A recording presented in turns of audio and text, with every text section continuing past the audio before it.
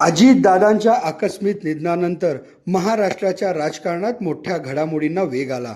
1. दोन्ही राष्ट्रवादी एकत्र येणार का?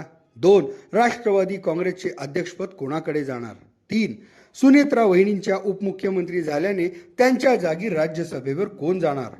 आज मितीस राष्ट्रवादी काँग्रेस पक्षाचे कार्याध्यक्ष हे प्रफुल्ल पटेल आहेत, परंतु आज पवार कुटुंबावर प्रेम करणाऱ्यांना पक्षाच्या आणि सत्तेच्या केंद्रस्थानी पवार कुटुंबच हवे असल्याने या सहानुभूतीच्या विरोधात जाण्याचे धाडस सहसा कोणी करणार असल्याचे दिसत नाही.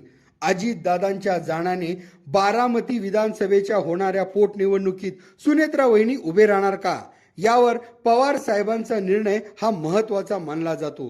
राजकीय जाणकारांच्या मते अगर पवार साहेबांची यास नकार घंटा असेल तर विधान परिषदेचाच मार्ग सुनेत्रा वहिनींना स्वीकारावा लागेल.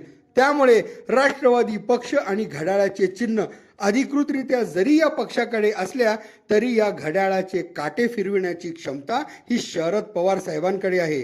त्यामुळे येणाऱ्या काळात दोन्ही राष्ट्रवादी पक्षांच्या घडामोडींवर राज्याचे राजकारण झपाट्याने बदलताना दिसेल असेच मानले जात आहे.